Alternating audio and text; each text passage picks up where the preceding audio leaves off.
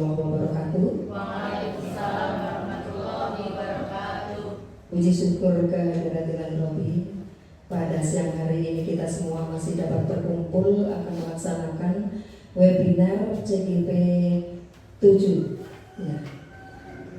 Alhamdulillahirabbil alamin, selalu kita ucapkan syukur kepada Allah Subhanahu wa taala bahwasanya di SD Negeri 1 Soekarnadi ini Bu Suci telah lulus mengikuti seleksi CGP, lulus dan sekarang memasuki tahap yaitu pembelajaran modul 1.4 budaya positif pendidikan guru penggerak, dan pada saat ini akan melaksanakan desiminasi terhadap rekan-rekan sejawat yang berada di SD Negeri Soekarnadi 1 ini.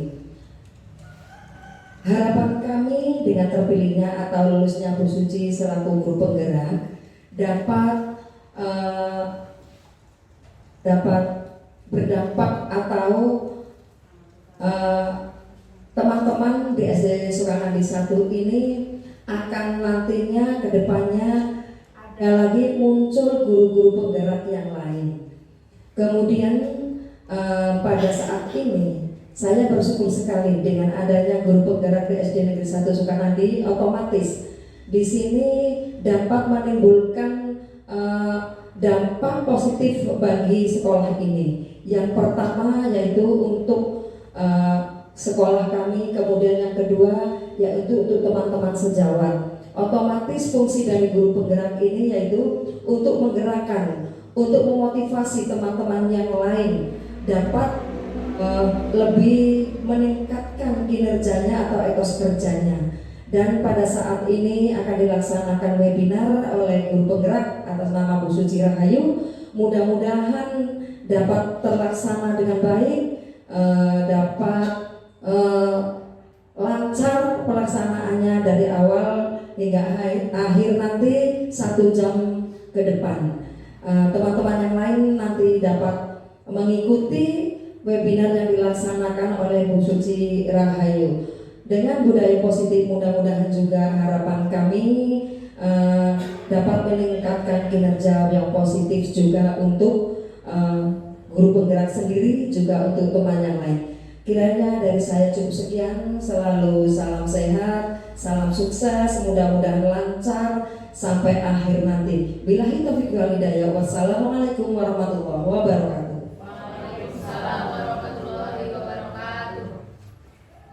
Terima kasih saya ucapkan kepada Ibu Kepala Sekolah yang begitu mensupport saya untuk mengikuti kegiatan guru penggerak dan kegiatan diseminasi modul 1.4 budaya positif pendidikan guru penggerak. Alhamdulillah wa syukurillah, hari ini kita bisa bertemu dan berkumpul kembali dalam keadaan sehat walafiat tanpa kurang satu apapun. Tanpa dukungan Ibu Kepala Sekolah dan dukungan teman-teman semua, saya tidak ada artinya dan tidak bisa melakukan hal-hal yang positif di SD Negeri 1 Soekarnadi.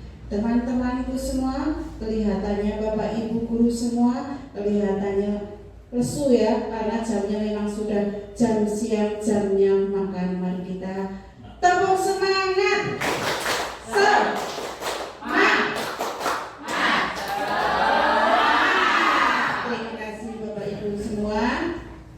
Hari ini saya akan mengimbaskan pendidikan saya di guru penggerak, sudah sampai modul 1.4.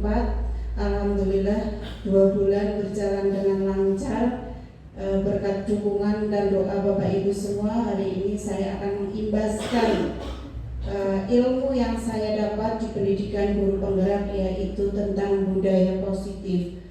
Budaya positif di pendidikan guru penggerak, yaitu di modul 1.4. Mungkin Bapak Ibu sepintas pernah dengar atau bahkan tahu apa itu budaya positif. Kenapa Bapak Ibu?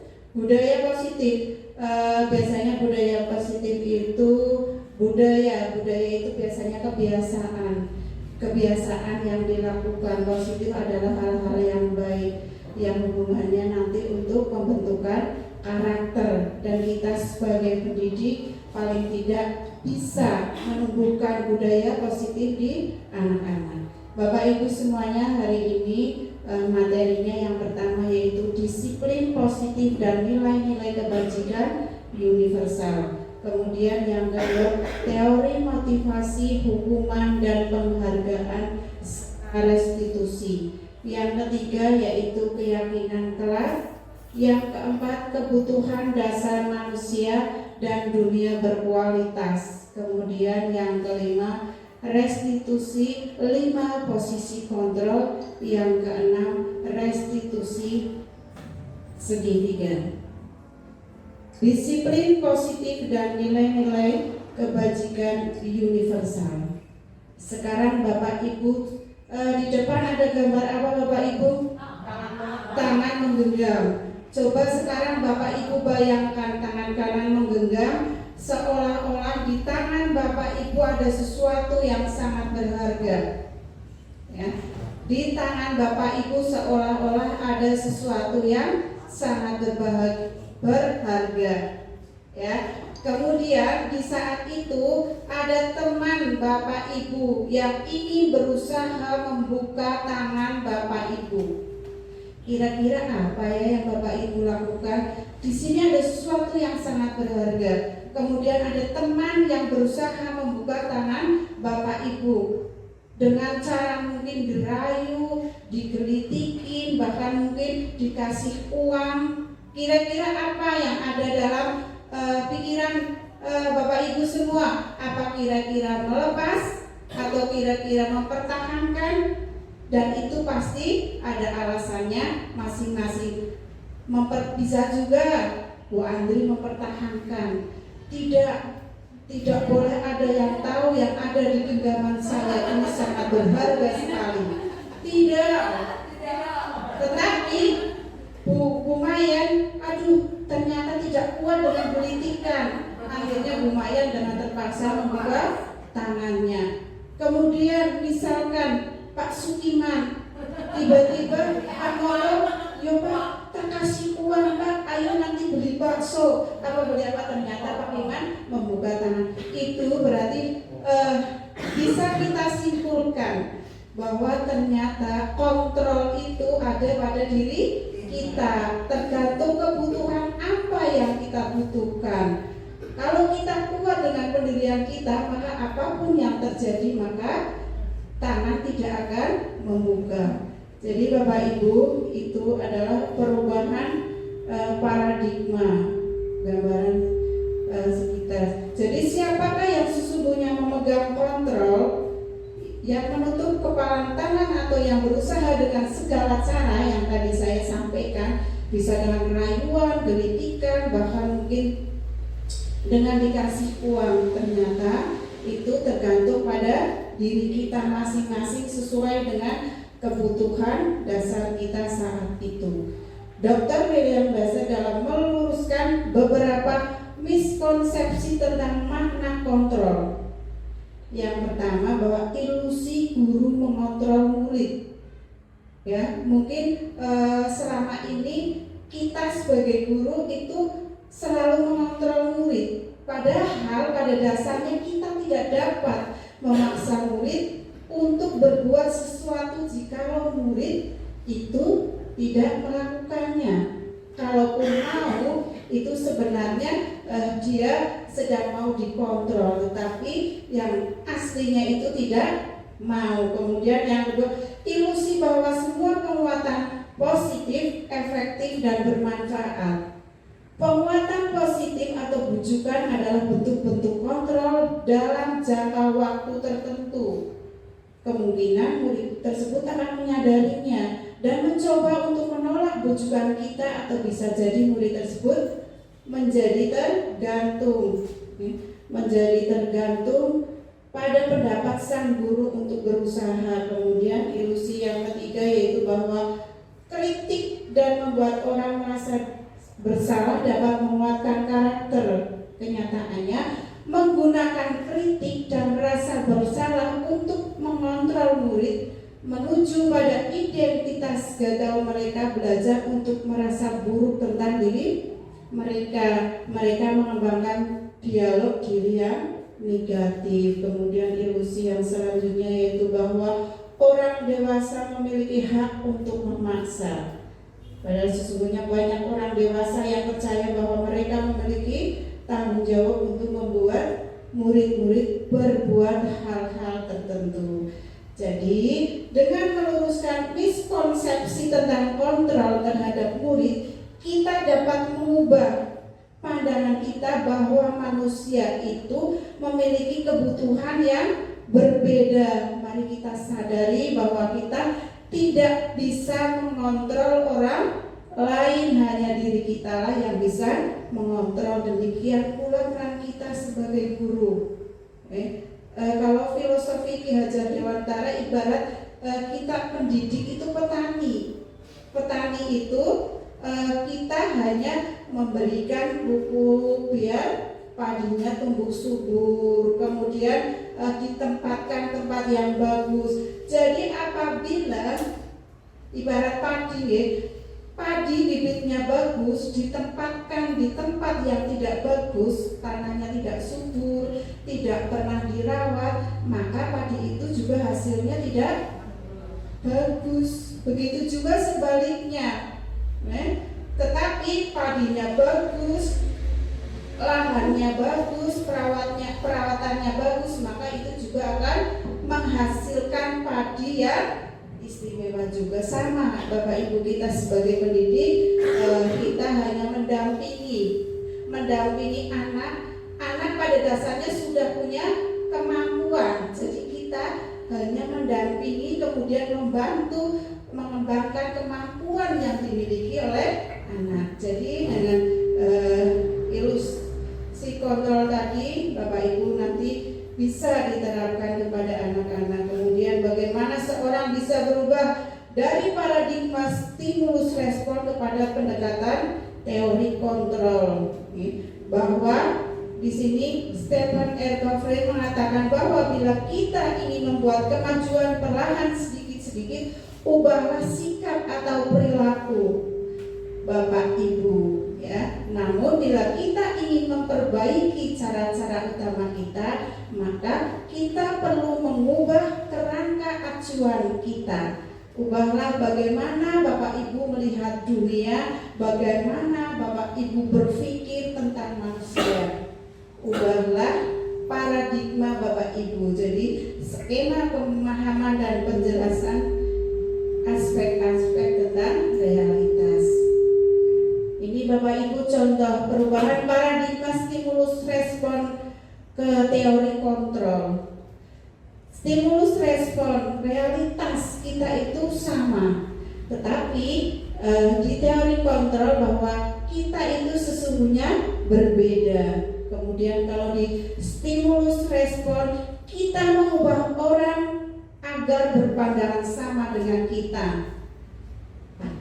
Kalau di teori kontrol kita berusaha memahami ya kepada orang lain tentang dunia. Jadi kita berusaha memahami, tidak hanya berpandangan bahwa semua orang sama dengan kita. Kemudian perilaku buruk dilihat sebagai suatu kesalahan, itu kalau stimulus respon. Tetapi kalau teori kontrol, semua perilaku memiliki tujuan. Jadi sesuatu yang dilakukan pasti ada tujuannya. Orang lain bisa mengontrol saya. Kalau teori kontrol, hanya Anda yang bisa mengontrol diri Anda. Kemudian saya bisa mengontrol orang lain, Anda tidak bisa mengontrol orang lain. Itu Bapak Ibu, itu adalah perubahan paradigma stimulus respon ke kontrol. Pemaksaan ada pada saat bujukan gagal, tetapi kalau di kontrol, kolaborasi dan konsensus menciptakan pilihan baru. Kemudian model berpikir menang atau kalah. Kalau di kontrol, model berpikir menang-menang. Itu Bapak Ibu. Kemudian selanjutnya yaitu disiplin. Kadang kita sudah sering mendengar kata disiplin ya Bapak Ibu, disiplin. Biasanya disiplin itu kadang kita memaknai disiplin biasanya dengan hukuman, ya. Mungkin seperti itu ya Bapak Ibu, di mana di situ ada disiplin, biasanya banyak sekali hukuman-hukuman mungkin terhadap anak yang tidak sesuai dengan apa yang kita kehendaki. Nah, nanti kita belajar bersama-sama di sini Bapak Ibu, disiplin. Ki Hajar Dewantara menyatakan bahwa untuk mencapai kemerdekaan atau dalam konteks pendidikan kita saat ini, untuk menciptakan murid yang merdeka, itu syarat utamanya adalah harus ada disiplin yang kuat. Disiplin yang dimaksud adalah disiplin diri yang dimotivasi dari internal. Jika kita tidak memiliki motivasi internal, maka kita tidak memerlukan pihak lain untuk mendisiplinkan kita atau motivasi eksternal, karena berasal dari luar, bukan dari dalam diri kita sendiri. Pemikiran Ki Hajar ini sejalan dengan pandangan Dian Dawson dalam bukunya Restoring School Discipline pada tahun 2001. Dia menyatakan bahwa arti dari kata disiplin berasal dari bahasa Latin disiplina yang artinya belajar. Jadi kata disiplin, belajar, kata disiplin juga berasal dari akar kata yang sama dengan disciple atau murid atau pengikut. Untuk menjadi seorang murid atau pengikut, seorang harus paham betul alasan mengapa mereka mengikuti suatu aliran atau ajaran tertentu, sehingga motivasi yang terbangun adalah motivasi intrinsik, bukan ekstrinsik yang dari diri sendiri. Contohnya misalkan Bapak Ibu semua berangkat pagi-pagi, itu kalau motivasi intrinsik atau ekstrinsik itu yang tahu adalah Bapak Ibu sendiri. Kalau motivasi intrinsik itu berarti dia memang dalam keadaan sadar, sudah terbiasa, saya harus berangkat pagi. Bukan karena, aduh kalau saya tidak berangkat pagi, nanti ibu kepala sekolah di depan itu bapak pecut. Itu eksternal, bukan muncul dari diri sendiri. Atau mungkin, aduh kalau saya tidak berangkat pagi, nanti ada alasan yang lain yang bukan karena termotivasi dari diri sendiri. Itu namanya eksternal. Tapi kalau kesadaran yang muncul dari diri sendiri dan untuk memperbaiki ke depannya, itu adalah motivasi internal. Nanti Bapak Ibu juga bisa terangkan kepada anak-anak seperti itu. Anak-anak disiplinnya itu disiplin dari diri sendiri, diajari seperti itu, internal bukan eksternal ya. Anak-anak tidak mengerjakan PR, anak-anak mengerjakan PR itu dimotivasi. Bapak Ibu harus membimbing dari awal agar tercipta nantinya budaya disiplin yang positif yang muncul dari diri sendiri, internal. Jadi nilai-nilai kebajikan adalah sifat-sifat positif manusia yang merupakan tujuan mulia yang ingin dicapai setiap individu. Seperti yang telah ditemukan oleh Dr. William Glasser pada teori kontrol, menyatakan bahwa setiap perbuatan memiliki satu tujuan. Jadi tidak ada perbuatan yang tidak mempunyai tujuan, pasti ada tujuannya, baik itu perbuatan baik atau tidak. Hubungannya dengan anak-anak sudah kewajiban guru mendampingi, menanyakan, karena pasti ada alasannya, ada tujuannya. Kita sebagai guru bisa mengarahkan apabila anak melakukan hal-hal yang tidak baik. Maka mari kita belajar bersama-sama di sini. Jadi di situ mengemukakan bahwa dengan mengaitkan nilai-nilai kebajikan yang diyakini seseorang, maka motivasi intrinsik akan terbangun, sehingga menggerakkan motivasi dari dalam untuk dapat mencapai tujuan mulia yang diinginkan. Beberapa di sini ya, beberapa institusi atau organisasi pendidikan telah memiliki nilai-nilai kebajikan yang diyakini dan disepakati bersama. Salah satunya adalah nilai-nilai kebajikan yang ingin dicapai oleh setiap anak Indonesia yang kita kenal dengan profil pelajar Pancasila. Kalau setiap pagi saya selalu menyanyikan dengan anak-anak agar tidak lupa, yaitu profil pelajar Pancasila dirubah menjadi sebuah nyanyian. Ternyata Bapak Ibu, dengan sebuah nyanyian ternyata anak-anak cepat sekali untuk menghafal. Maka ini pun kemarin saya buatkan nyanyian kepada anak-anak, yaitu pelajar Pancasila. Ayo Bapak Ibu bareng-bareng sama saya.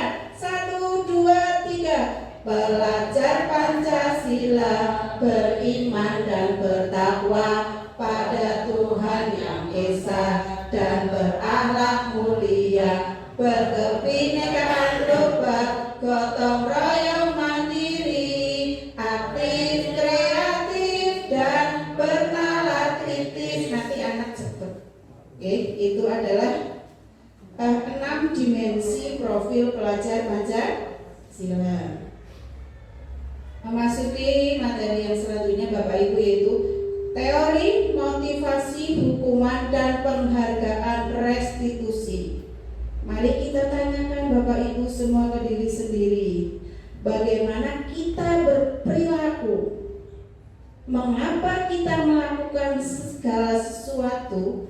Apakah kita melakukan sesuatu karena adanya dorongan dari lingkungan atau dorongan yang lain? Yang tadi saya sampaikan, intrinsik dan ekstrinsik. Terkadang kita melakukan sesuatu karena kita menghindari rasa sakit atau ketidaknyamanan. Terkadang kita juga melakukan sesuatu untuk mendapatkan apa yang kita mau. Betul tidak Bapak Ibu? Kadang-kadang kita anak-anak juga seperti itu. Jadi anak-anak disiplin itu karena takut mendapat hukuman. Aduh, kalau nanti tidak memakai baju olahraga saya dihukum, harus berputar-putar lapangan. Ya, itu ya motivasi yang muncul eksternal. Jadi pasti ada alasan di situ. Maka kita sebagai guru harus bisa mendampingi anak untuk munculnya motivasi-motivasi internal. Jadi tidak ada motivasi hanya sekedar takut hukuman, ingin mendapat hadiah, atau mungkin ada alasan-alasan lain. Bapak Ibu semuanya, di sini Diana Gosden dalam bukunya Restitusi School Disiplin menyatakan ada 3 motivasi perilaku manusia.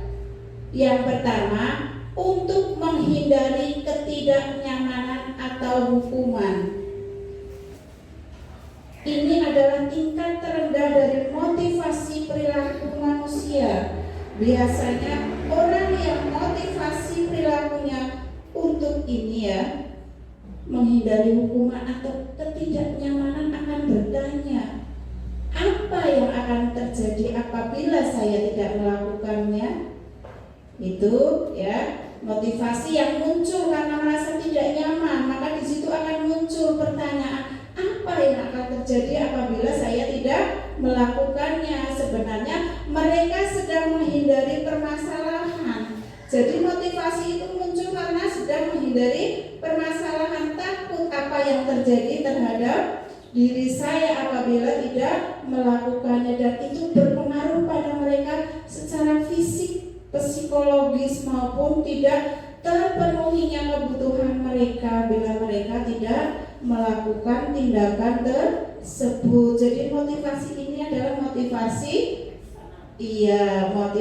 eksternal. Kemudian motivasi yang kedua yaitu untuk mendapatkan imbalan atau penghargaan dari orang lain. Satu tingkat di atas motivasi yang pertama tadi, ketidaknyamanan atau hukuman. Jadi di sini orang berperilaku untuk mendapatkan imbalan atau penghargaan dari orang lain.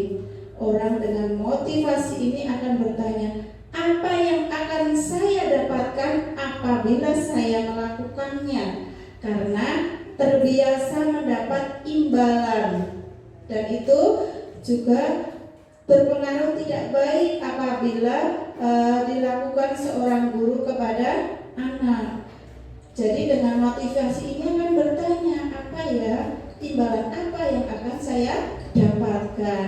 Mereka melakukan sebuah tindakan untuk mendapatkan pujian dari orang lain yang menurut mereka penting dan mereka letakkan dalam kualitas mereka ya. Itu juga termasuk itu internal atau eksternal? Eksternal, Jadi mereka juga melakukan sesuatu untuk mendapatkan hadiah, pengakuan atau imbalan. Motivasi ini juga bersifat eksternal karena ada sesuatu yang diharapkan. Kemudian yang ketiga adalah untuk menjadi orang yang mereka inginkan dan menghargai diri sendiri dengan nilai-nilai yang mereka percaya. Jadi orang dengan motivasi ini akan bertanya, akan menjadi orang seperti apa apabila saya tidak melakukannya. Seperti saya tadi contohkan kewajiban Bapak Ibu guru, kalau itu internal muncul dari diri sendiri, maka otomatis dalam hati dan pikiran kita bertanya, aduh kalau saya tidak berangkat gaji, apa yang terjadi dengan anak-anak? Kemudian apa yang bisa saya contohkan kepada anak-anak? Itu muncul dengan diri sendirinya. Atau mungkin, aduh kalau saya sering meninggalkan kelas. Kalau internal itu seorang guru mesti ada rasa di hati dan pikiran, kalau saya meninggalkan kelas, aduh jangan-jangan anaknya pada bertengkar, ada sesuatu yang terjadi. Itu pasti muncul. Jadi mereka melakukan sesuatu itu karena nilai-nilai yang mereka yakini dan hargai, dan mereka melakukannya karena mereka ingin menjadi orang yang melakukan nilai-nilai yang mereka yakini tersebut, karena punya keyakinan yang baik tentunya kepada anak-anak. Jadi ini adalah motivasi yang akan membuat seseorang memiliki disiplin positif. Jadi motivasi berlakunya bersifat internal itu positif ya. Maka dari itu Bapak Ibu guru juga bisa terapkan kepada anak-anak. Itu yang terpenting adalah yang ketiga ya, untuk menjadi orang yang mereka inginkan dan menghargai diri sendiri dengan nilai-nilai yang mereka percaya. Jadi Bapak Ibu, tujuan dari disiplin positif adalah menanamkan motivasi yang ketiga tadi ya Bapak Ibu, yang internal pada murid-murid kita, yaitu untuk menjadi orang ya yang mereka inginkan dan menghargai diri sendiri dengan nilai-nilai yang mereka percaya. Jadi ketika murid-murid kita memiliki motivasi tersebut, mereka telah memiliki motivasi intrinsik yang berdampak jangka panjang, motivasi yang tidak akan terpengaruh pada adanya hukuman atau hadiah. Biasanya kalau hadiah kan pendek ya, jangka waktunya pendek ya Bapak Ibu, hanya pada saat itu juga. Misalkan terbiasa, nanti kalau kamu bisa menjawab saya beri hadiah apa. Nanti pasti anak terbiasa dan itu menjadi ketergantungan. Lama-lama kamu tidak diberi hadiah padahal anak bisa menjawab, pasti anak sekarang nggak dikasih hadiah, besok sudah tidak semangat lagi. Itu jangka pendek. Jadi kalau intrinsik, mereka akan tetap berperilaku baik dan berlandaskan nilai-nilai kebajikan karena mereka ingin menjadi orang yang menjunjung tinggi nilai-nilai yang mereka hargai ya. Jadi yang menjadi pertanyaan kita, bagaimana cara kita sebagai guru menanamkan disiplin positif kepada murid-murid. Tadi sudah saya sampaikan banyak cara ya Bapak Ibu dalam mendampingi anak-anak, bagaimana agar menghantarkan anak menuju anak-anak yang mempunyai disiplin positif yang keluar dari diri sendiri ya, intrinsik bukan S ya. Jadi tugas Bapak Ibu untuk mendampingi anak-anak semua. Mudah-mudahan nanti setelah mungkin kegiatan ini Bapak Ibu bisa terapkan dengan anak-anak. Pemberian hadiah dalam bentuk ujian, stiker, tadi saya sampaikan, itu terkadang membuat kita yakin ini adalah cara yang benar. Itu jangka pendek karena kita ingin cepat ya. Misalkan kita ingin melakukan sesuatu yang cepat biar anak semangat, beri hadiah, apalagi hadiahnya hadiah yang menyenangkan, mesti anak kan semangat. Tetapi pada dasarnya sebenarnya itu tidak bagus untuk pembentukan karakter anak. Maka dampak dari pemberian hadiah tidak akan membuat murid menjadi disiplin dalam menjalankan peraturan ataupun keyakinan kelas. Bila mana ada sesuatu pelanggaran, tentunya sesuatu harus dibetulkan dengan cara yang baik. Jadi untuk itu kita perlu meninjau ulang tindakan penegakan peraturan atau keyakinan kelas kita selama ini. Tindakan terhadap satu pelanggaran pada umumnya berbentuk hukuman atau konsekuensi. Dalam materi ini akan diperkenalkan disiplin positif yang dinamakan restitusi. Pernah Bapak Ibu mendengar restitusi? Barusan ya. Nah, baik, mari kita belajar bersama-sama tentang restitusi. Apa sih itu restitusi? Mungkin dalam bayangan Bapak Ibu ada bayangan apa Bapak Ibu restitusi itu? Membayangkan apa? Mungkin kotakan kecil, kotakan besar, atau mungkin bayangan lain. Maka akan saya jelaskan bahwa restitusi adalah proses menciptakan kondisi bagi murid untuk memperbaiki kesalahan mereka, sehingga mereka bisa kembali kepada kelompok mereka dengan karakter yang lebih kuat. Itu restitusi. Juga merupakan proses kolaboratif yang mengajarkan murid untuk mencari solusi masalah mereka dan membantu murid berpikir tentang orang seperti apa yang mereka inginkan dan bagaimana mereka harus memperlakukan orang lain. Jadi sebelum kita membahas lebih dalam tentang penerapan restitusi, kita mari bertanya kepada diri kita dulu selaku guru, selaku orang yang setiap hari mendampingi anak-anak ya. Kira-kira Bapak Ibu bisa membedakan tidak antara hukuman dan konsekuensi? Hukuman, kalau hukuman mungkin jelas ya, anak tidak memakai sepatu hitam, silakan push up 4 kali ya, itu adalah hukuman. Jadi mari kita belajar bersama bagaimana perbedaan antara hukuman dan konsekuensi dan restitusi. Maka kita bisa menyimpulkan bahwa hukuman itu bersifat terencana atau tiba-tiba.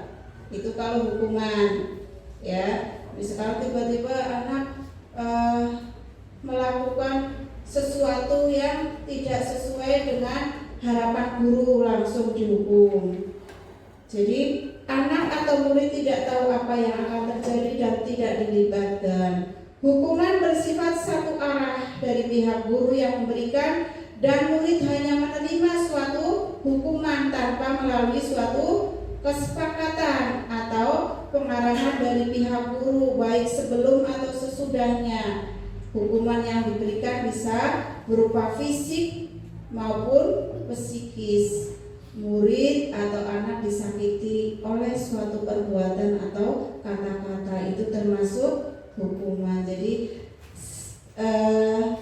biasanya mendadak, jadi anak tidak tahu. Sementara disiplin dalam bentuk konsekuensi sudah terencana atau sudah disepakati, sudah dibahas dan disetujui oleh murid dan guru. Umumnya bentuk-bentuk konsekuensi itu dibuat oleh pihak guru atau sekolah, dan murid sudah mengetahui sebelumnya. Jadi murid sudah tahu, oh kalau saya tidak mengerjakan PR maka saya harus ulang, atau kalau saya tidak mengerjakan PR maka saya besok diberi tugas tambahan. Itu anak sudah tahu, beda dengan hukuman. Jadi pada Konsekuensi murid tetap dibuat tidak nyaman untuk jangka waktu yang pendek.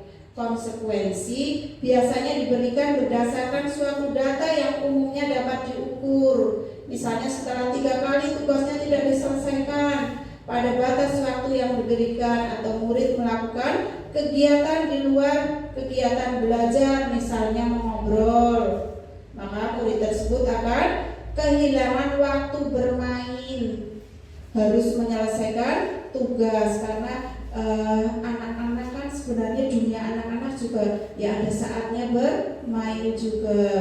Jadi berilah kesempatan juga untuk bermain sehingga anak tidak merasa dunia anaknya hilang. Jadi peraturan dan konsekuensi yang mengikuti ini sudah diketahui sebelumnya oleh murid. Sikap guru di sini senantiasa memonitor murid.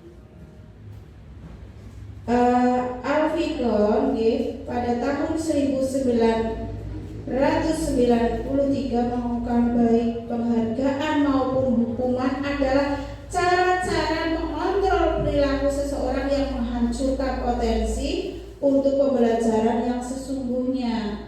Jadi menurut KON ini secara ideal tindakan belajar itu sendiri adalah penghargaan, ya. Kemudian mengumumkan beberapa pernyataan dari hasil pengamatannya selama ini tentang tindakan memberikan penghargaan yang nilainya sama dengan menghukum seseorang. Maka selanjutnya sebelum Bapak Ibu mungkin sudah loyo, ya, biar semangat lagi. Ayo lumayan ke depan, tolong teman-teman biar semangat, yel atau mungkin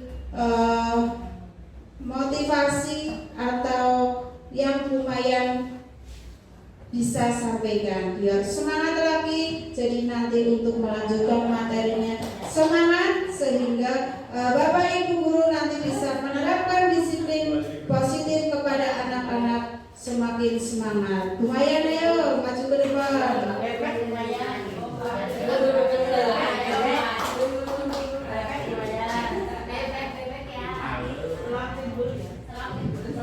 Assalamualaikum warahmatullahi wabarakatuh.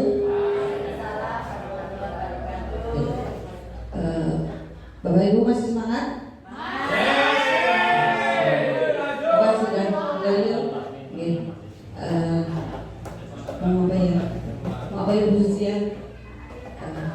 Malina atau Malina kayaknya sudah sering gitu. Sudah bosan dengan Malina apa belum? Oke. Mungkin alhamdulillah hujan. Karena hujan biar kita tidak kedinginan. Oke, kita akan berolahraga sebentar, gitu.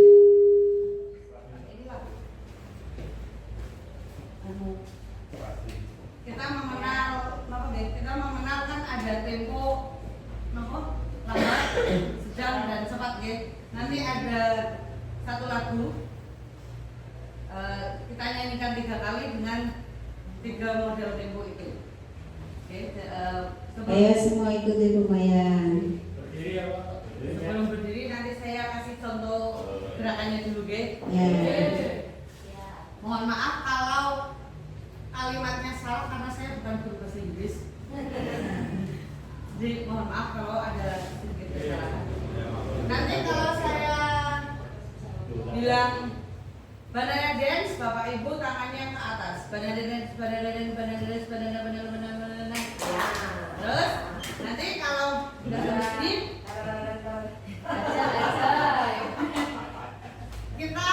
kita kupas banana. Kupas bahasa Inggrisnya apa, Bu Ida? Peel banana ya. Kita peel banana, peel banana, peel banana, peel banana. Setelah kita buka, kita potong. Potong apa? Kalau potong, cut banana, cut banana, cut banana, cut banana. Terus setelah kita potong, kita makan pisangnya. Ya, eat banana, eat banana, eat banana. Setelah kita makan pisangnya akan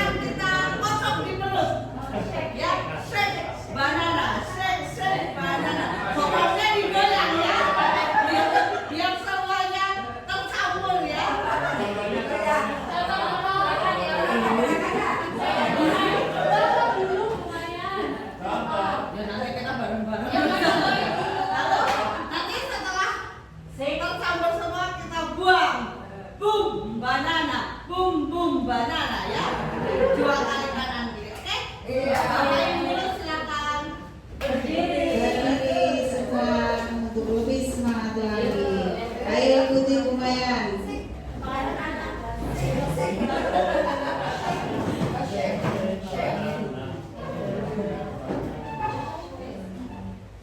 Banana guys, banana banana banana banana.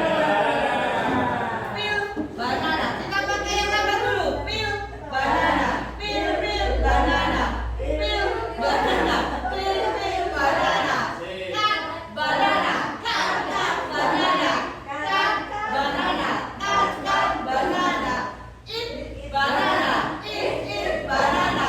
Eat banana. Eat banana. Shake banana.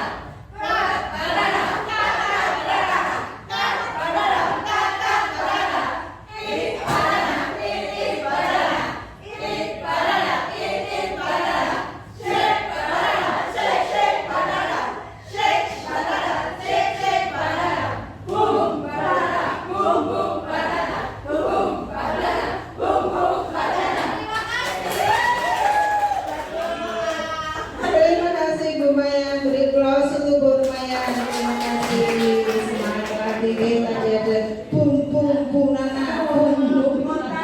Terima kasih. Semangat lagi Bapak Ibu. Kita lanjutkan kembali ke materi, yaitu pengaruh jangka pendek dan jangka panjang. Jadi penghargaan efektif jika kita menginginkan seseorang melakukan sesuatu yang kita inginkan dalam jangka waktu yang pendek. Jika kita menggunakan penghargaan lagi dan lagi, maka orang tersebut akan tergantung pada penghargaan yang diberikan serta kehilangan motivasi.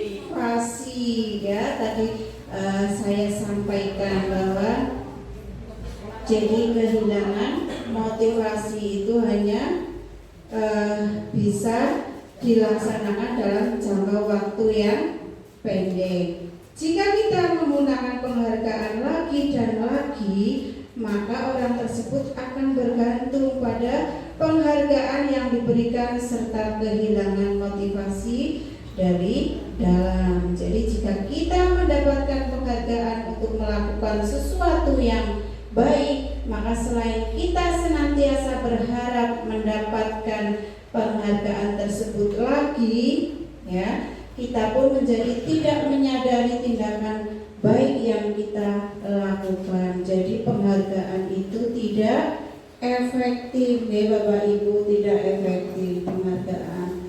Kemudian suatu penghargaan adalah suatu benda atau peristiwa yang diinginkan, yang dibuat dengan persyaratan. Biasanya itu tidak baik. Contohnya nih, orang yang berusaha berhenti merokok atau orang yang berusaha diet, menguruskan badan, bila diberikan penghargaan hampir pasti tidak berhasil. Ya, penghargaan itu sejatinya merusak hubungan. Ketika seorang diberi penghargaan atau dipuji di depan orang banyak, maka yang lain akan merasa iri, dan sebagian dari mereka juga akan tidak menyukai orang yang diberikan penghargaan tersebut. Selanjutnya ya Bapak Ibu, mungkin dipersingkat saja. Di sini ada hasil riset, ya, hasil riset bahwa dalam sebuah percobaan sekelompok anak laki-laki berusia sekitar 9 tahun diminta untuk melihat gambar-gambar wajah yang ditampilkan di layar dan mereka harus memberitahukan jika wajah-wajah tersebut sama atau berbeda.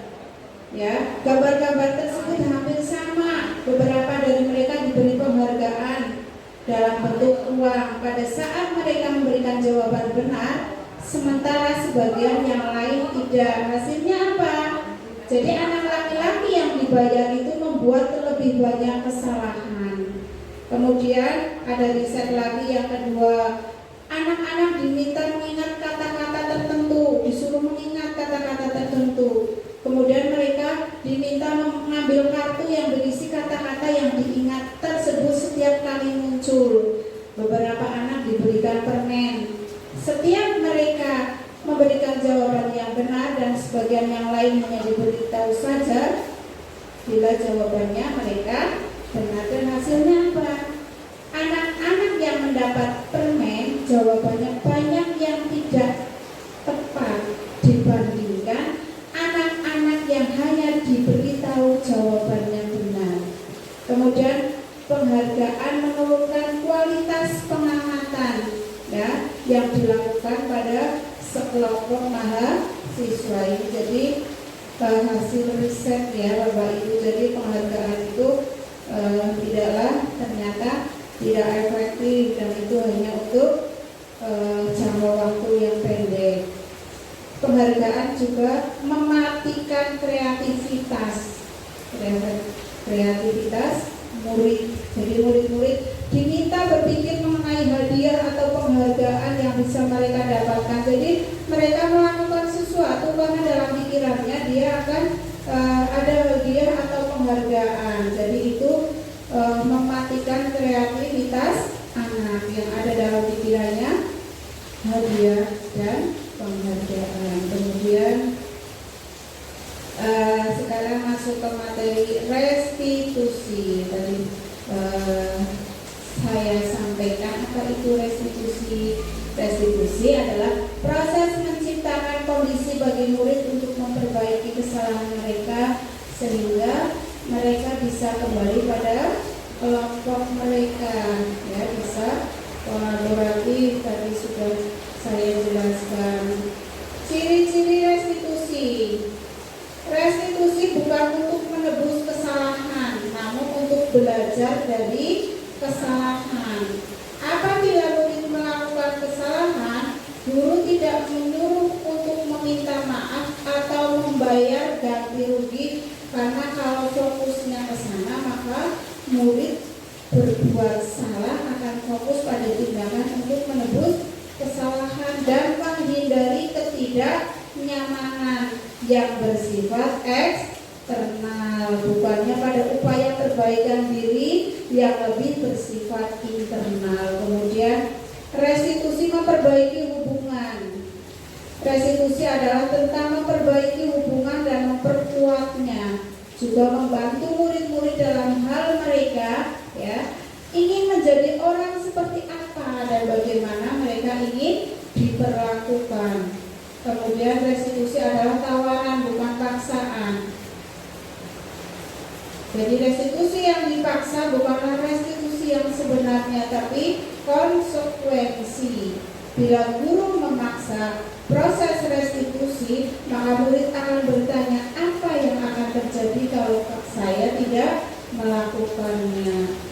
Dan restitusi menuntut untuk melihat ke dalam diri. Dalam proses restitusi kita akan melihat adanya ketidakselarasan antara tindakan murid yang berbuat salah dan keyakinan mereka tentang orang seperti apa yang mereka inginkan. Kemudian ciri-ciri restitusi yang kelima yaitu menuntut untuk melihat ke dalam diri. Dalam proses restitusi kita akan melihat adanya ketidakselarasan, ya, antara tindakan murid yang berbuat salah dan keyakinan mereka tentang seperti apa orang yang diinginkan. Kemudian restitusi mencari kebutuhan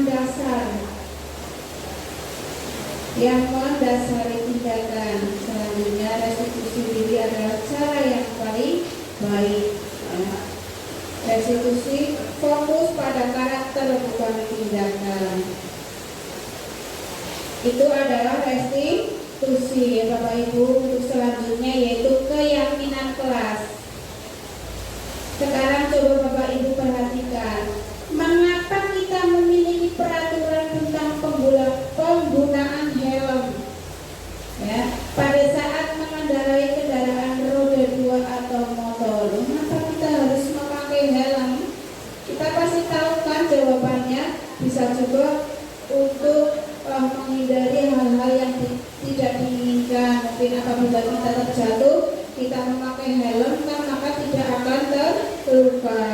Terus mengapa kita memiliki peraturan tentang penggunaan masker dan mencuci tangan setiap saat?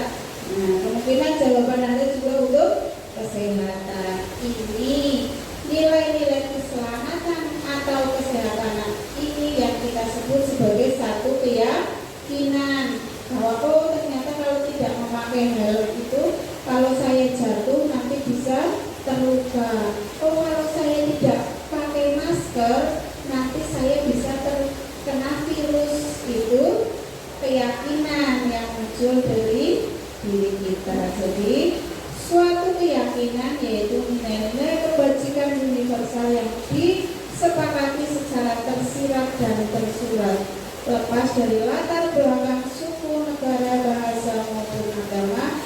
Seorang akan lebih tergerak dan bersemangat untuk melaksanakan keyakinan daripada hanya sekedar aturan, ya, serangkaian peraturan tertulis tanpa makna. Tapi kalau kita ada keyakinan itu akan lebih bagus. Begitu juga pembentukan keyakinan di sekolah atau di kelas bisa kita terapkan kepada anak-anak kita, ya. Keyakinan kelas bersifat lebih abstrak daripada peraturan yang lebih rinci dan konkret. Keyakinan kelas berupa pertanyaan-pertanyaan, pernyataan universal. Pernyataan keyakinan kelas senantiasa dibuat dalam bentuk positif. Kemudian hendaknya juga tidak terlalu banyak sehingga mudah diingat, ya, diingat dan dipahami oleh semua warga kelas. Sebaiknya juga sesuatu yang dapat diterapkan di lingkungan keyakinan kelas, sebaiknya sesuatu yang bisa dapat diterapkan di lingkungan tersebut. Semua warga kelas hendaknya ikut berkontribusi dalam pembuatan keyakinan kelas lewat kegiatan curah pendapat. Kemudian bisa meninjau kembali keyakinan kelas dari waktu ke waktu, bisa dirubah. Jadi ada kolaborasi antara murid, guru, dan warga sekolah untuk membuat keyakinan kelas. Ini prosedur Bapak Ibu membuat keyakinan kelas yang mungkin di kelas-kelas Bapak Ibu belum ada. Setelah kegiatan ini nanti bisa membuat keyakinan kelas. Yang pertama, mempersilahkan warga sekolah atau murid untuk bercurah pendapat. Kira-kira peraturan yang perlu disepakati apa? Kemudian mencatat masukan-masukan tersebut. Barulah disusun sebuah keyakinan kelas sesuai prosedur pembentukan keyakinan. Contohnya di sini Bapak Ibu, kalau menggunakan kalimat negatif biasanya jangan berlari di kelas atau koridor. Maka buatlah kalimat yang lebih positif lagi, maka berjalan di kelas atau koridor. Jadi pada saat anak sedang berlari-lari maka dilihatlah keyakinan kelas kepada anak-anak yang sudah disepakati, berjalan di kelas atau koridor. Apakah kalian sudah tahu keyakinan kelas? Nah, kalau lari-lari di dalam kelas sudah sesuai dengan keyakinan yang kita buat, kalau belum nanti kan anak tahu keyakinan kelasnya apa. Dan salah satunya adalah berjalan di kelas atau koridor, berarti tidak lari-lari atau bisa diubah mungkin kalau anak kan suka berlari-lari di dalam kelas, nanti dibuat kalimat yang lebih positif lagi. Kemudian tinjau kembali daftar surat pendapat yang sudah dicatat. Tinjau ulang keyakinan sekolah atau kelas secara bersama-sama. Setelah keyakinan sekolah atau kelas selesai dibuat, maka semua warga kelas dipersilakan meninjau ulang dan menyetujuinya dengan menandatangani keyakinan sekolah. Ini contohnya ya Bapak Ibu. Contoh keyakinan kelas 1. Setiap anggota kelas perlu belajar. Kemudian setiap anggota kelas perlu senang. Itu yang kelas 1. Kemudian yang kelas 5, selalu bersikap positif. Kemudian senantiasa menjadi diri terbaik. Itu yang kelas 7, hormat. Kami meyakini bahwa sangat penting. Kelas 7 itu berarti sudah SMP. Itu bisa contohnya bisa dibuat sesuai kelas 1 ya juga disesuaikan. Kemudian kelas 5, kelas 4 bisa. Ini contoh perbedaan peraturan dan keyakinan kelas. Kalau peraturan selalu kembalikan buku ke temannya. Kalau keyakinan kelas cukup tanggung jawab. Kalau peraturan dilarang mengganggu orang lain. Kalau keyakinan kelas menghormati orang lain. Itu bedanya Bapak Ibu. Hadir di sekolah 15 menit sebelum pembelajaran dimulai. Menghormati orang lain dan berkomitmen. Berarti kalau hadir di sekolah 15 menit sebelum. Berarti kalau melebihi, kalau di keyakinan kelas menghormati orang lain, berkomitmen. Dilarang melakukan kekerasan, keselamatan, menghormati orang lain. Misalkan kan ada ya anak-anak yang kadang-kala bertengkar, kadang-kala sampai melukai temannya, ya itu termasuk kalau di sini keselamatan. Kemudian dilarang menggunakan narkoba, di sini kesehatan. Itu contohnya Bapak Ibu. Kemudian yang selanjutnya adalah kebutuhan dasar manusia dan dunia berkualitas. Maka kita sebagai guru sudah harus tahu kebutuhan dasar siswa. Jangan hanya sekedar melihat dari luarnya saja. Misalkan saya yakin di setiap kelas Bapak Ibu pasti ada murid yang mungkin nakal, usil, suka mengganggu dan lain sebagainya. Ternyata itu semua kita bisa lihat dari kebutuhan dasar anak. Contohnya, misalkan ada anak yang suka meminta makanan temannya, ya, maka kita sebagai guru harus mendampingi, menanyakan kepada anak, Mas, kenapa sih kamu suka mengambil makanan temannya? Kita bisa lihat dari jawaban anak. Nanti kalau kita tahu jawaban anak, maka kita akan tahu ini Bapak Ibu. Kebutuhan dasar manusia menurut Dr. William Glasser ya. Kebutuhan bertahan hidup. Kemudian kasih sayang dan rasa diterima. Mungkin di rumah anak itu kurang kasih sayang dari orang tuanya. Ya, jadi kita sebagai guru jangan menghakimi anak begitu saja. Begitu anak melakukan kesalahan atau kenakalan-kenakalan langsung dihukum. Harusnya guru menanyakan kepada anak. Maka kita pasti tahu, oh berarti anak ini ya kebutuhan kasih sayangnya kurang. Mungkin kebutuhan kesehatan rumah dan makanan di rumah kurang. Sehingga misalkan anak menjawab, Bu, karena saya lapar, jadi setiap hari saya mengambil makanan punya teman. Kemudian guru menggali, kenapa kamu bisa lapar? Ternyata mungkin di rumah masuk dalam kebutuhan bertahan hidup, yaitu mungkin makanan. Orang tua mungkin kurang memperhatikan dalam hal makanan. Atau anak yang usil, suka mengganggu teman, maka bisa ini dalam mungkin penguasaan. Anak yang tidak mau diatur. Jadi sesungguhnya itu anak melakukan sesuatu pasti ada alasannya, hubungannya adalah kebutuhan dasar. Maka sudah sewajibnya kita sebagai guru mengetahui ya karakter anak-anak kita. Karena tadi saya sampaikan bahwa kita pendidik ibarat kita petani atau pedagang, di mana kita memberikan pupuk, memberikan lahan yang bagus kepada tanaman tersebut, maka akan menumbuhkan hasil yang bagus Juga begitu juga dengan anak didik kita. Kita harus memahami kebutuhan anak, mendampingi, memotivasi. Itu Bapak Ibu guru, karena pada dasarnya anak memiliki kebutuhan. Untuk selanjutnya yaitu dunia berkualitas. Dunia berkualitas Bapak Ibu adalah tempat khusus dalam pikiran Bapak Ibu sendiri. Jadi tempat Bapak Ibu menyimpan gambaran representasi dari semua yang Bapak Ibu inginkan, bisa berisi orang-orang atau hal-hal dan apa saja yang terbaik dalam hidup Bapak Ibu ya, yang membuat merasa bahagia dan terpenuhinya kebutuhan dasar. Jadi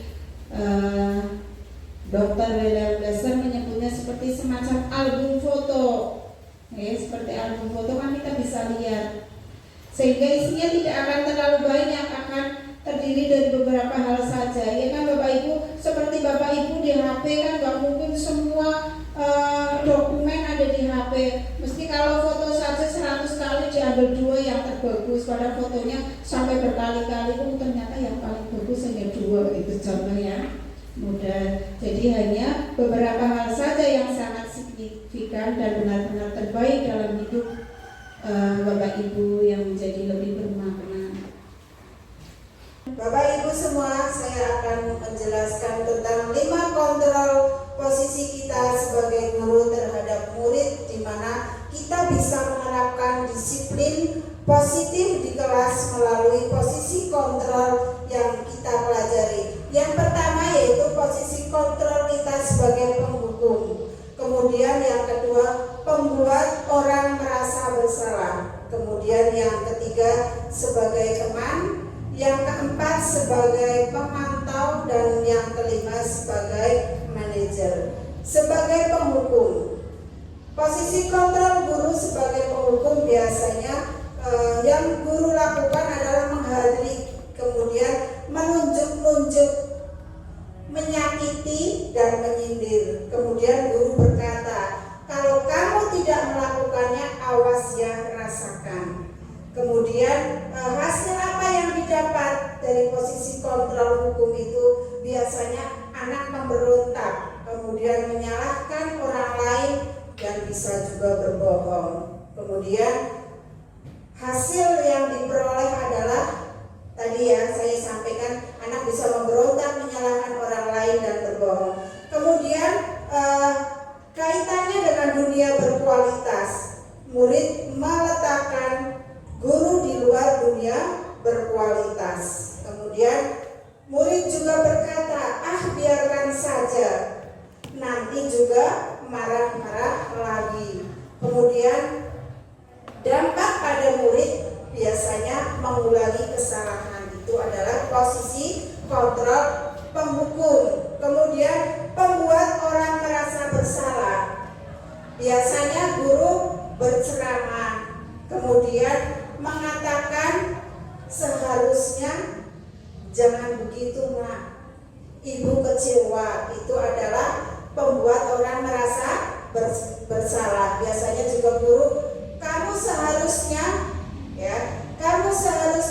kamu sudah tahu ibu lelah sekali mengatakannya, ibu stres. Itu adalah biasanya yang dilakukan oleh seorang guru apabila meletakkan posisi kontrol pada pembuat orang merasa bersalah. Hasil yang diperoleh biasanya anak menyembunyikan atau menyangkal, bahkan berbohong.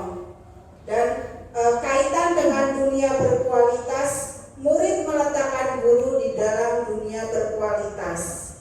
Kemudian murid berkata, maafkan saya.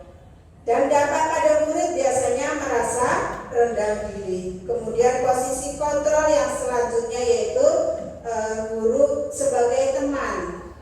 Guru sebagai teman biasanya guru berbuat melakukan alasan-alasan untuk muridnya, membuatkan alasan-alasan. Kemudian guru berkata, ayolah lakukan demi ibu, masa kamu tidak mau?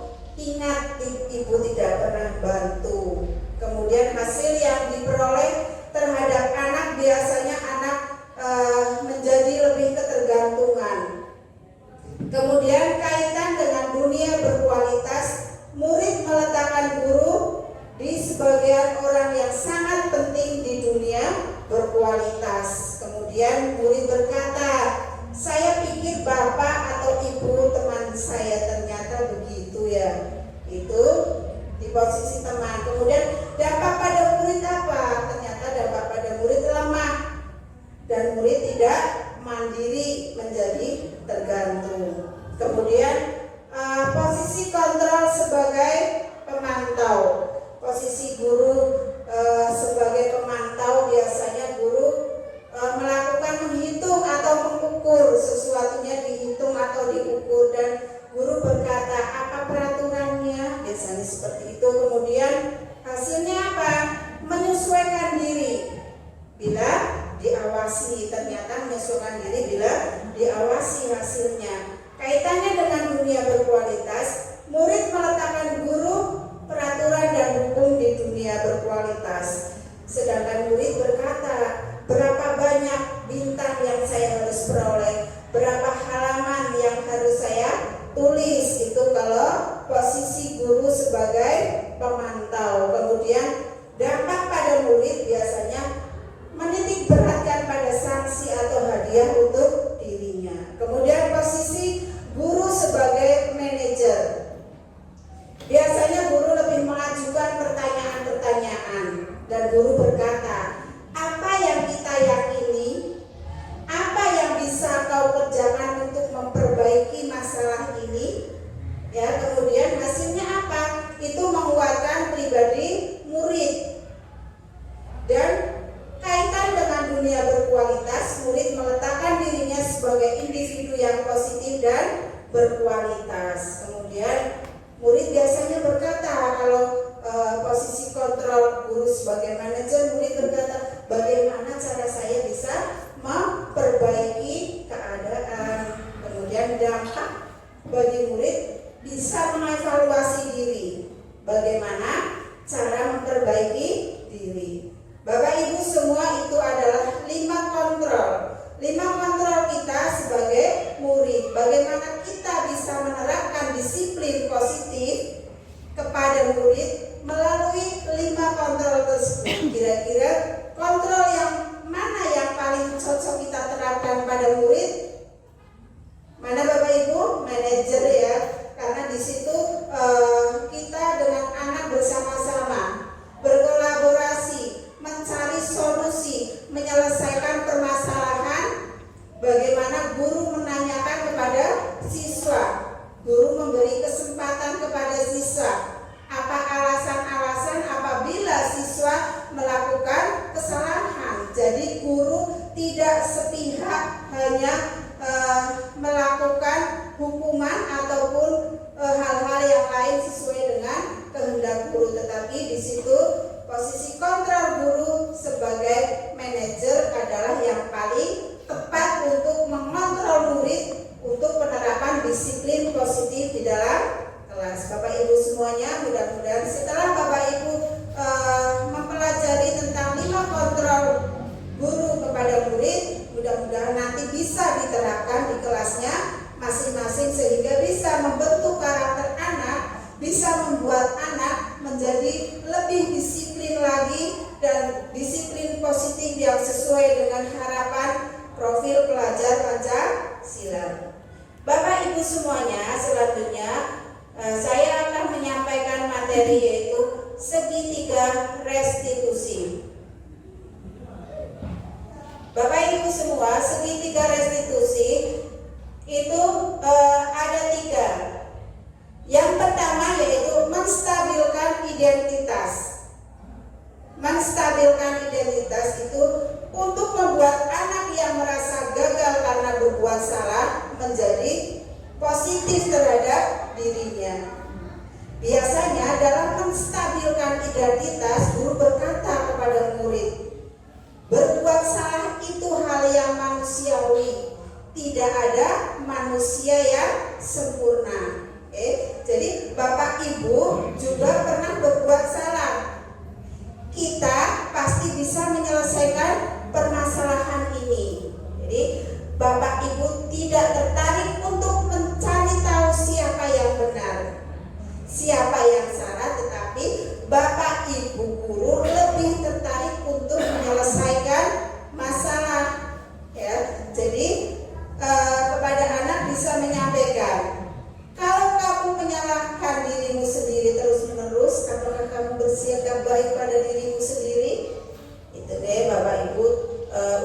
menstabilkan identitas. Kemudian yang kedua yaitu validasi kebutuhan.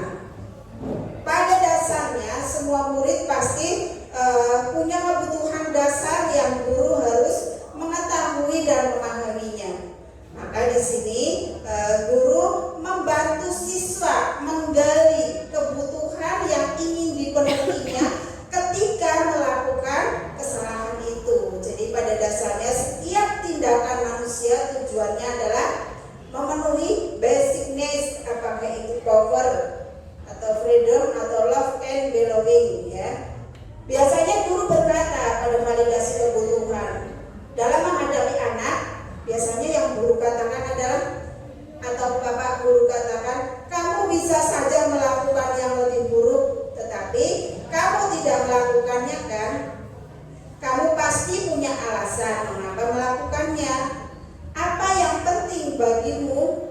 Kamu boleh tetap berusaha menjaga sikap itu, tapi tambahkan sikap yang baru. Maukah kamu belajar lain untuk mendapat yang kamu butuhkan tanpa harus memukul? Ya. Apakah kamu bisa melakukan dengan lebih baik besok lagi? Itu ada validasi tindakan. Kemudian untuk restitusi yang ketiga itu menanyakan keyakinan. Jadi anak melihat kesalahan dihubungkan dengan norma sosial, nilai-nilai yang mendasari manusia berinteraksi dengan orang lain. Jadi guru biasanya bertanya pada anak, apa nilai-nilai yang kita percaya di sekolah kita? Kemudian nilai-nilai universal apa yang telah kita sepakati? Karena di dalam kelas pasti sudah ada kesepakatan peraturan-peraturan atau bukan peraturan, keyakinan kelas yang sudah disepakati. Maka dalam menanyakan keyakinan anak kepada murid, kira-kira kesalahan apa yang murid lakukan, maka sesuaikan dengan keyakinan kelas yang ada di kelas tersebut. Kemudian kelas ideal itu seperti apa? Itu ditanyakan kepada anak. Kamu ingin jadi anak seperti apa? Apa yang kamu rasakan ketika kamu melakukan itu? Kamu menjadi orang yang seperti apa? Itulah Bapak Ibu, tadi 5 posisi kontrol di mana kita bisa mengontrol siswa agar siswa lebih dan bisa melakukan disiplin positif di kelas dengan baik, di mana kita bisa mengontrol posisi kontrol kita sebagai guru kepada murid. Maka mana posisi kontrol yang paling tepat diterapkan kepada siswa? Tadi adalah posisi manajer. Kemudian segitiga restitusi, di mana segitiga restitusi tadi itu juga salah satu penerapan untuk disiplin positif kepada anak, di mana guru melakukan pendekatan-pendekatan kepada anak dengan menyelesaikan permasalahan yang ada dengan cara segitiga restitusi. Tadi sudah saya jelaskan bagaimana menyelesaikan masalah-masalah yang ada di dalam kelas dengan pendekatan-pendekatan dengan segitiga restitusi, di mana nanti ada penyelesaian yang baik dan memotivasi anak untuk menjadi lebih baik dan lebih baik lagi. Bapak Ibu semuanya, begitulah materi yang bisa saya sampaikan. Mudah-mudahan materi yang saya sampaikan tentang budaya positif bisa kita terapkan bersama-sama secara kolaborasi di SD Negeri 1 Sokanandi dan membuat anak-anak menjadi lebih dan lebih mempunyai sikap disiplin positif yang baik. Mudah-mudahan nanti kita bisa menerapkan di kelasnya masing-masing. Bapak Ibu guru semuanya, kiranya hanya demikian yang bisa saya sampaikan. Kurang lebihnya saya mohon maaf yang sebesar-besarnya. Billahi taufiq wal hidayah. Wassalamualaikum warahmatullahi wabarakatuh. Bismillahirrahmanirrahim. Assalamualaikum warahmatullahi wabarakatuh. Saya Sri Andaruni, Sarjana Pendidikan dari SD Negeri 1 Sokanandi, saya selaku kepala sekolah dari calon guru penggerak angkatan 7 yang bernama Ibu Suci Rahayu.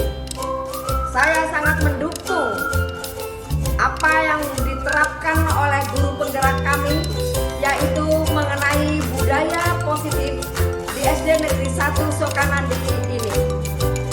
Harapan kami, Bu Suci mampu berkolaborasi dengan warga sekolah untuk menerapkan disiplin positif sehingga membawa dampak bagi siswa juga bagi teman sejawat.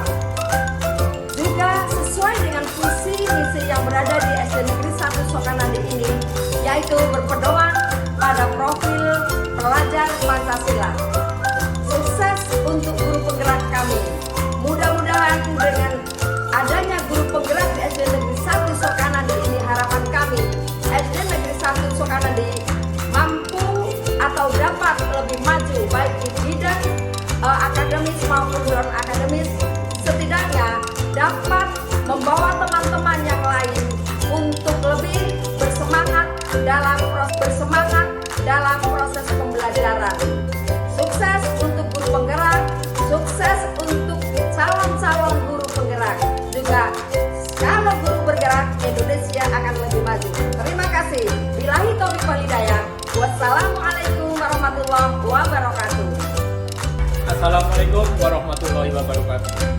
Saya Yudi Diasmoko dari SD Negeri 1 Sokanandi. Saya adalah rekan sejawat dari Ibu Suci Rahayu, calon guru penggerak angkatan 7. Setelah saya mengikuti diseminasi budaya positif, maka saya mengetahui 5 posisi kontrol guru dalam menerapkan disiplin positif terhadap murid. Saya juga akan membuat keyakinan kelas di dalam kelas saya. Terima kasih. Wassalamualaikum warahmatullahi wabarakatuh.